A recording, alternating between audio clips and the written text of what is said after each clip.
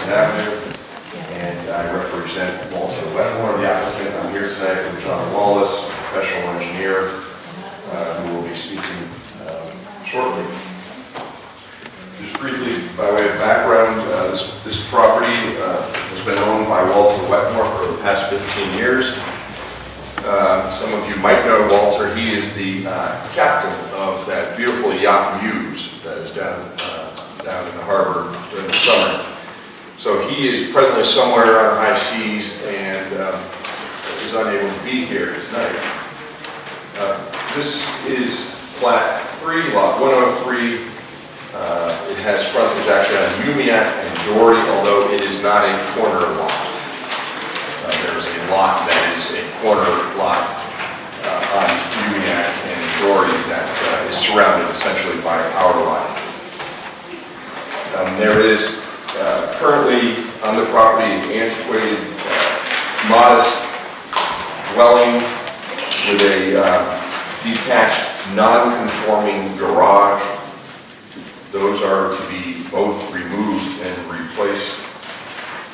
There is also an antiquated septic system on the property that will be decommissioned and replaced with a state-of-the-art bottomless sand filter system, which will be a significant and expensive upgrade to the property. This is a sub-district A. The worst readings from our test hole samples are an 11-inch groundwater table and Category 9 soils appearing at 36 inches. Taking those numbers under the sliding scale of the ordinance, we are allowed to cover 10% of the lot. The proposed coverage is approximately 8.54%, so we're well within the 10% that's allowed under the sliding scale. This is a somewhat large for the area lot. I would call it a triple lot. It's 23,424 square feet. This is the R40 zoning district. As a preliminary matter, we're seeking simply review by the Planning Commission tonight, which is required by the ordinance before we go to zoning, where we'll have to seek a special use permit in order to do this improvement to the lot. There are no variances required, so the proposed structure will meet all of the setbacks required under the ordinance. Your package should contain the completed Section 314 worksheet dated June 4, 2008, the drainage and stormwater management system design calculations dated September 14, 2009, a radius map, soil evaluation forms for 6 test holes, the so-called existing conditions site plan, which I believe is on the easel in front of you,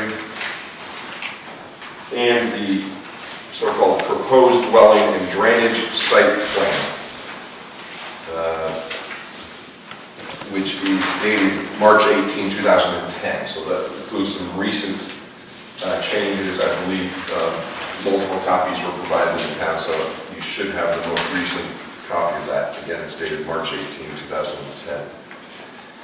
We have also in your packets the proposed septic system and site plan, which was revised as of December 26, 2006, and approved by DBM. I just want to note that those drawings are to be used only for the septic design, not as the site plan. Since those septic designs, the site plan has changed, and so I would refer you to the proposed dwelling and drainage site plan dated March 18, 2010. We have DM approval for a 3-bedroom ISDS here. That approval is dated August 4, 2009. Same date, we have the house and garage drawings. There's a site cross-section that shows a cross-section of the slab for the dwelling, and its comparison to the existing grade, proposed grade, and the high groundwater table. And then there's a memorandum from the town dated October 29, 2009. That was provided in response from the Technical Review Committee. Those items were addressed by the engineer, and I believe the Technical Review Committee has been satisfied with their concerns. Mr. Lawless is here as a professional engineer, and he's testified a number of times before the planning commission here. He's been qualified as an expert before this. I have. Mr. Chairman, I just asked that he acknowledge as an expert, as a professional engineer in the areas of ISDS, or now what they call WTS, design, site plan design, and stormwater management. Take a motion to accept Mr. Lawless. So moved. Second. Any comments, questions? All in favor, say aye. Aye. Thank you, Mr. Chairman. Mr. Lawless, you designed the WTS system for this property? Yes. Okay. And you worked with DEM to obtain its approval of the site? That's correct. And is this the state-of-the-art OWTS technology that you chose for this? Yes, project? this is a nitrogen-reducing septic system. The so-called bottomless sand filter system? Yes. Okay.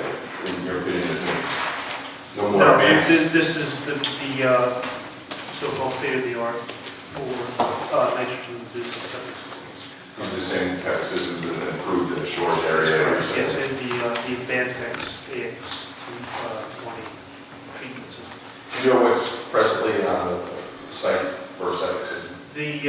The site is currently served by an existing conventional septic system that I believe was installed sometime in the 90s. I'm not sure exactly when the date. And it's located in the front yard on the eastern side. And it's currently waiting for a 2-bedroom dwelling. And that was approved by the time of installation. And I think you had indicated that the proposed system provides for either denitrification or enhanced pathogen removal. It does both, yes. It does both. And will this proposed system achieve no less than total nitrogen removal of 50%? Yes, that's correct. And will the proposed system achieve a reduction to less than or equal to 19 milligrams per liter of total nitrogen? Yes. And will the total suspended solids, TSS, and the biochemical oxygen demand, so-called BOD5, be equal to or less than 10 milligrams per liter each? That's correct, yes. Is the proposed system capable of achieving a minimum fecal coliform removal to less than or equal to 1,000 fecal coliform MPN per 100 milliliters? Yes. Is the system located on the same lot as the structure it serves? Is there at least a 100-foot separation between the proposed leach field and nearby existing wells? Yes. And will there be at least a 100-foot separation between the proposed leach field and the proposed new well for this property? There will be. Is there presently now? There is not currently, no, there's only about 60 feet separation between the existing well and both the on-site and adjacent septic systems. Now, will the system once in use pose a threat to the public health and safety? It will not.